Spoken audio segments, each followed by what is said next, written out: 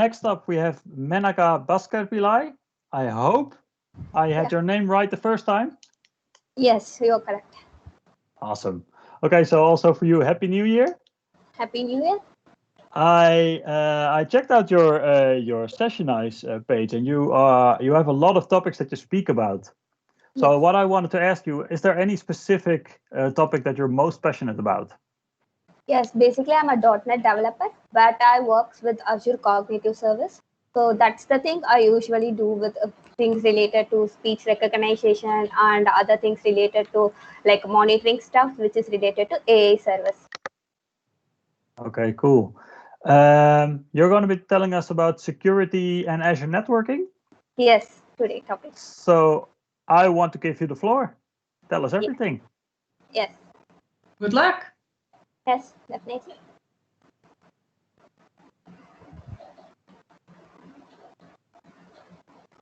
Let me share my screen.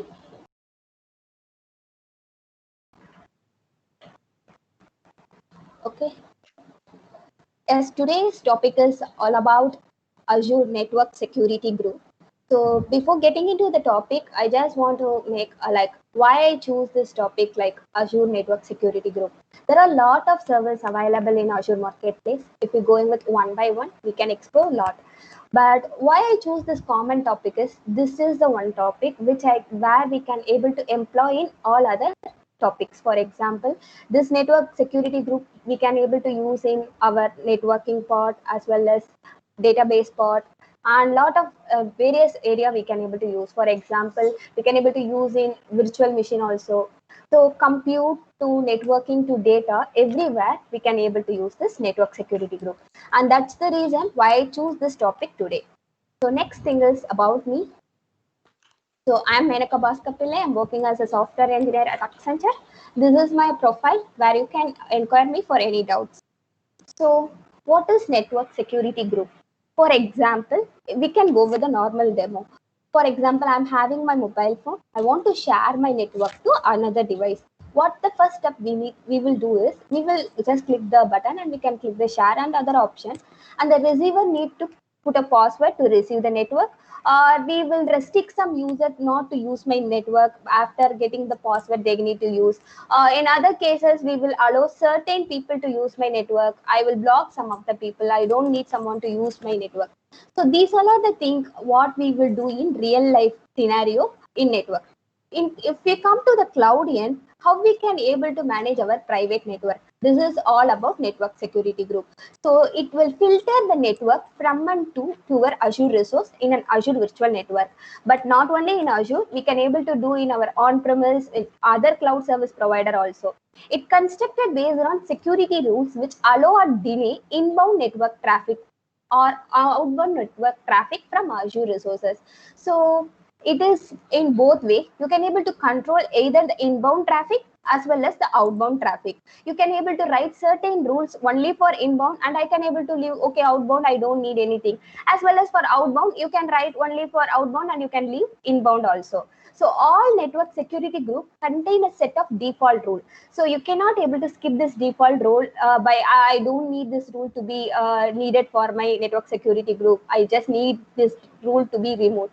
You cannot able to delete some default rule. You cannot delete the default rule, but since they are assigned the lowest priority, they can be replaced by the rules you create. So you can able to assign the priority for the rule which is default. For example, I don't need that rule, but I don't want it to be removed completely because I cannot remove. I can assign some low priority, so my task gets skipped on that particular rule set. So these all are the things about network security group as a definition. So what all are the rules that is commonly available? Because these all are the default rules that I need to follow. My name should be unique. Within the NSG, the name you were giving everywhere, wherever we are creating the resource or some other related to our application, the name should be unique. Same thing applicable to network security rules also. So the name should be unique. And the priority will be ranges from 100 to 4096. So the lower number will have high priority. So it will be taken from the ascending order. So the lowest number high will have the high priority. For example, 100 will have high priority and 4096 will have low priority. Source and destination. This is the part where we will need to employ our IP address. And protocol, the protocol can be a TCP, UDP, and ICMP, or any protocol we can employ in it. And the direction, forever it will be a inbound as well as outbound. The port range will be individual, or there will be a large number of ports you can able to give. The actions are common like allow or deny. So in what way the rules will get evaluated? So these all are the 5 things the rules evaluation will take place in NSG group. For example, it will be a source port, destination port, as well as the protocol. The evaluation will be within this. So everywhere there will be a 2 thing which is common, that is a source and destination. The protocol will vary according to your rule set. So what about the Azure Virtual Network? So this is a fundamental building block of your private network in Azure. As I said before, you can communicate via your Azure, via your internet, or any on-premise network. It does not need to be within the Azure service, within the Azure, or within the on-premise environment. It can be either from Azure or from to other cloud service provider, or from on-premise to Azure, or within Azure, whatever. The traffic may be filtered by means of network security group or by means of network virtual appliances. So this is about Azure Virtual Network. How the communication can be established between the Azure resources. It can be by virtual network or virtual network service endpoint or VNet peering. This is how the communication between the Azure resources will take place. How the communication with the on-premise resources will take place means the point-to-site virtual private network, that is VPN. This is what we will use when we need to connect our client Citrix with our desktop, and site-to-site VPN as well as Azure Express Route. This is how the communication with our on-premise resources will take place. So limitations per subscription. So whenever we are going with anything or any services, for example, if I go with Cosmo DB, it will have some cost because of the throughput and latency. Same with the network security group also, it has some limitations per subscription. This is also the list of limitations per subscription. The network interface cards will be 65,000 to 536 limits only you can able to use, as well as the routes per NSG is 1,000, and subnets per virtual network is 3,000, and public IP address you can able to add is only 10. So these are the limitations per subscription. So services that can be deployed into a virtual network. As I said before, this network security group is a common platform where you can employ this service in all other services. In compute, you can able to use in virtual machine, in batch jobs, everywhere. In network, you can able to use in firewall as well as the application gateway. In data, Redis Cache, as of now, the Redis Cache and Azure SQL Manager instance are available. In analytics, Databricks and HD Insights. In container, Azure Kubernetes as well as function. In web, if you are employing an API management service, you can able to use this NSG in this web part also. So these are the services that can be employed. So this is an important part of today's session, how this NSG works. So this is the TCP port 8. I just having a 3 subnets, subnet 1, subnet 2, subnet 3. If you see in subnet 1, I have for VM1, NSG1 and NSG2. And I have a network interface 1. So how the action take place in this subnet 1? For example, which one works first? Because I will have certain rules for NSG1 and NSG2. How the execution will take place? First of all, whatever the NSG group within the subnet, the NSG related to the subnet 1 will take place in action. How it will work is the NSG 1 related to subnet 1. It will never mind about the another NSG, how it is linked or how it is related to the VM. The NSG which is related to subnet 1 will take place its action. So next NSG2 will work along with the network interface. So after that, this is how the inbound traffic to VM will take place. The outbound traffic will be in the reverse order. So it will satisfy the rules of NSG2 and then NSG1 and then it will go out. So the inbound will be happen with the network security group that belongs to subnet, after the network security group that belongs to the interface. In VM2, I don't have the network security group that belong to NIC. Here, all the actions will take place by means of subnet and NSG1. Since the outbound and inbound is same, because I have only one network security group, I don't need to mind about the interface network. And in subnet 2, I have a VM3 where I have my NSG2 only for NIC. So here I don't have a VM, I have a NSG for my subnet. So I have only one NSG that belongs to NIC. So the action will take place from the NIC after to VM3. The inbound and outbound traffic will be similar. So I can able to access the subnet 2 via NSG2 alone. I have no option. In VM4, it is open. I don't have any NSG groups supporting for inbound and outbound traffic. So I can able to access anywhere, and it do not have any security constraint that need to be met. So this is how NSG works both for inbound and outbound traffic. So let's go to the demo. So my demo is based on the requirement.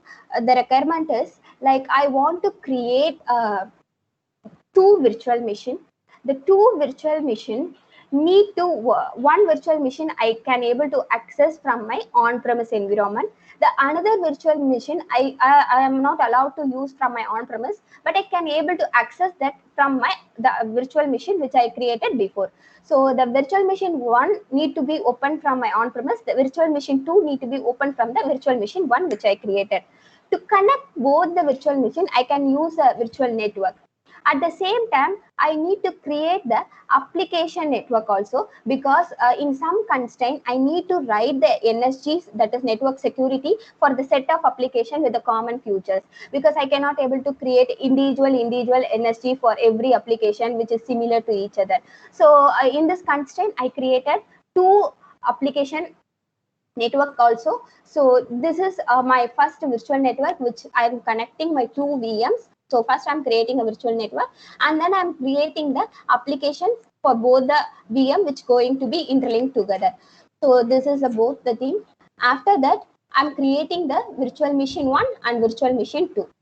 Once after it is done, I'm creating the network security group. So these steps are like this can be modified based on the requirement, because my requirement is like I want both the VM to be connected on the same virtual network. At the same time, I don't want to give the rules or I need to modify things based on the individual constraint. I created two individual application service for this. So suppose my requirement can be vary, because I can simply create a single VM and I can able to access the inbound and outbound traffic by means of network security group. It is obviously we can go by normal step what we've done before. But here my requirement is based on the single virtual network where two VM need to be there, and one VM need to be connected from the on-premise, and another VM need to be connected from inside the VM which is created before. So in NSG, go to your inbound security rules. This is the rules where you can able to set the rules. There is a default rule. As I said before, you cannot able to delete this default rule, but yes, you can able to set the priority number. Based on the priority number, it will be the task will be taken place. So I have already created some inbound security rules. What I created is my constraint is like I want my one of my VM, that is VM1 management VM, to be connected from my on-premise. So I set the port number to 3389. The another VM I set the port to 80443. Why this VM is not connecting in my local premise, but it is connecting inside my another VM is because I connected both the VM via my virtual network. In virtual network, whatever the condition you write for NSGs, that is network security, it will work because both the VMs are connected on same network. So let's go to the VM.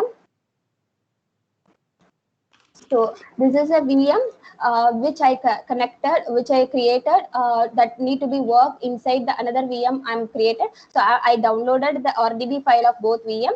So this is the management VM that need to be connected from my on-premise environment.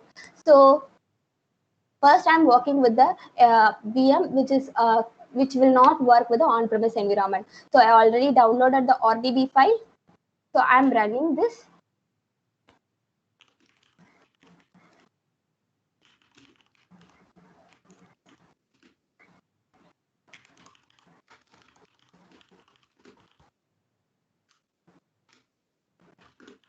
The connection should not be established because of the rule set what we have written for inbound.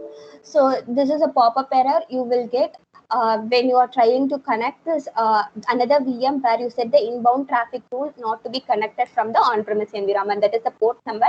So it will not work in the on-premise environment.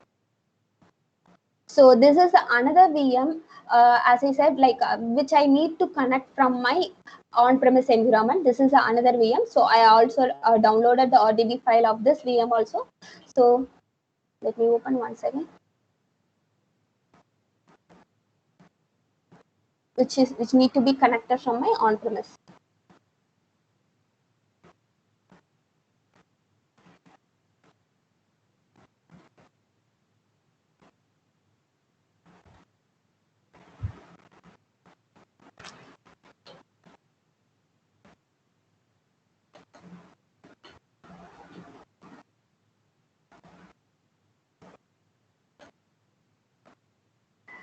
I think something. Let me connect again.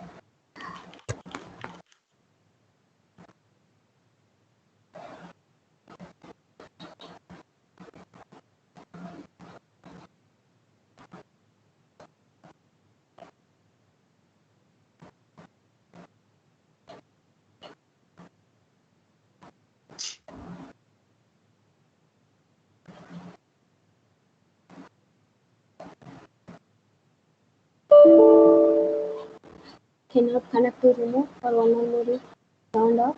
Okay, I think it is turned off. Let me repeat again.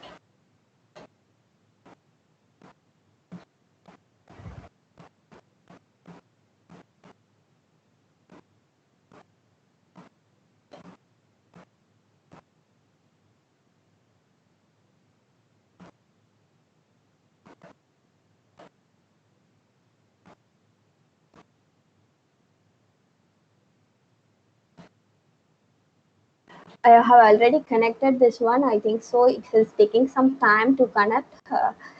It's been open for a while. Let me see what is the issue now. Remote computer is not available on the network. Let me check this again. Your network is already connected. And the port number is also working. Image is also connected. Okay, let's check this. Which we have created MG1 and MG2.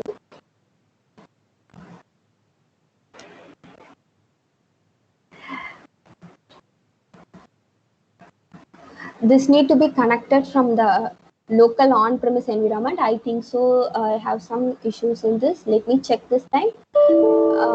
Remote access to the server is not enabled. I have already enabled.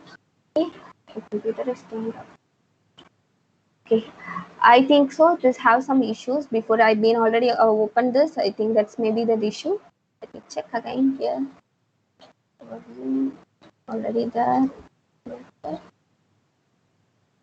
Okay, fine. I think I have some issues now to connect. It's there's not.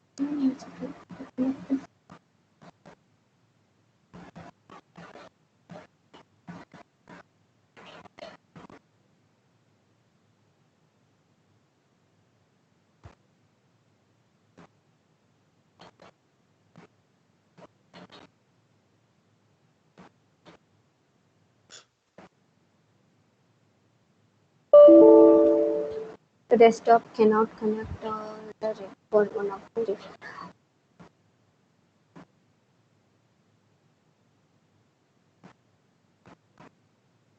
Okay, I think I already switched on many times and closed. I think something happened.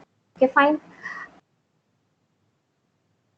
So it need to be connected. Then VM1, which is already I created, is need to be connected from my local on-premise environment. That is my VM management. When I downloaded the RDB file, it need to be connected. And once this VM is connected, I can able to access the another VM which I cannot able to access from my local on-premise environment.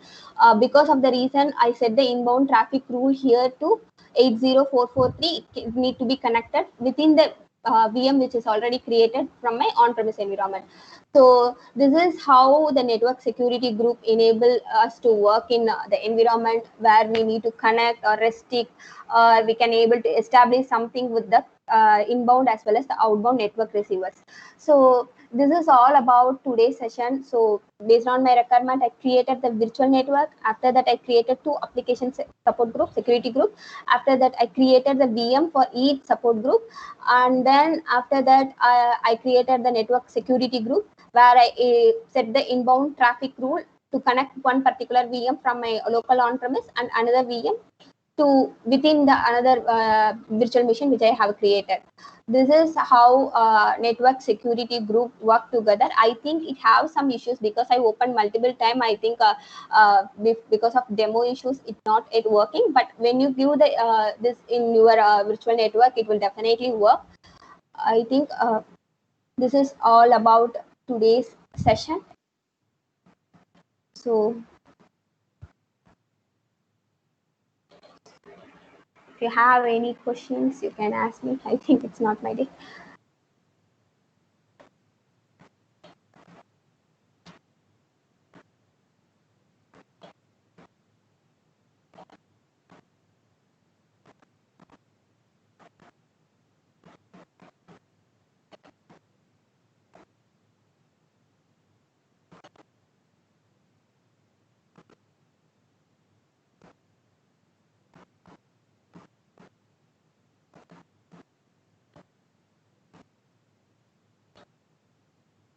So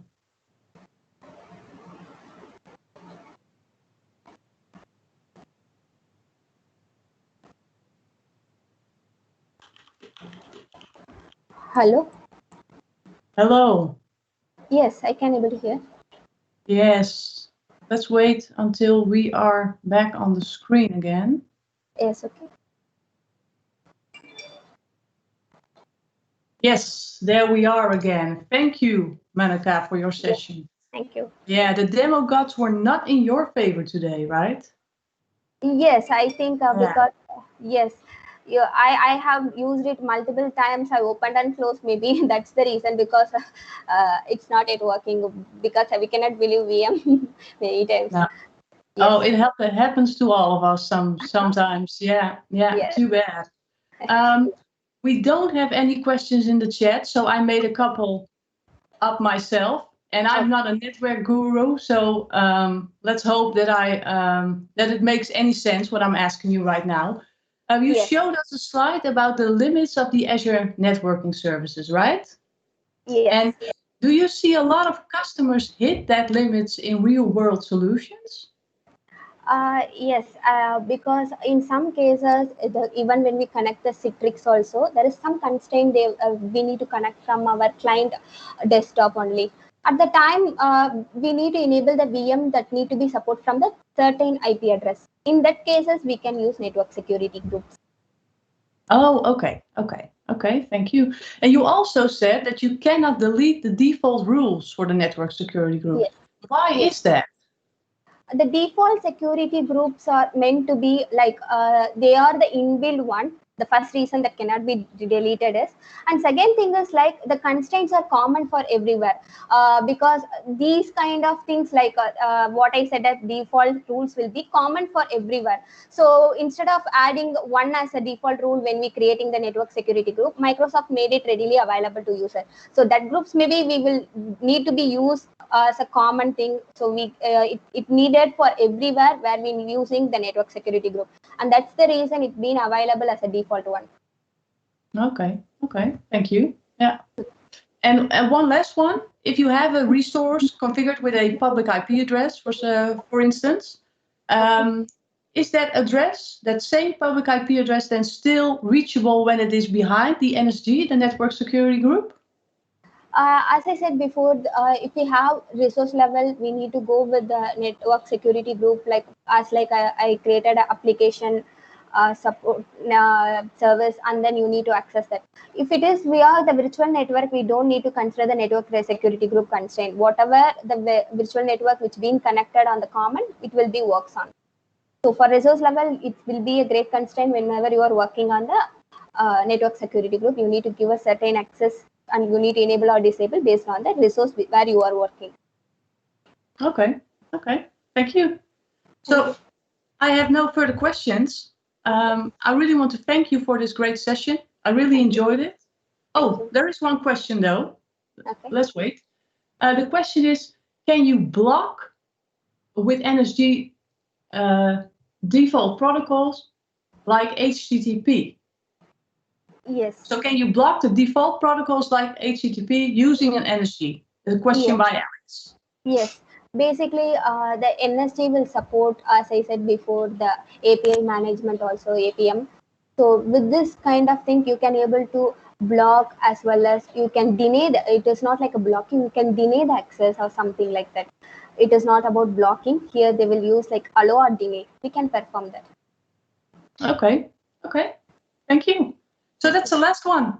Again, thank you very much for this session. Thank you. Thank you. And see you again, hopefully soon. Bye-bye. Bye-bye. Thank you. So for now, we have one remaining session. And that is Scott Hanselman, and he already joined the call. There he is. Hi, Scott.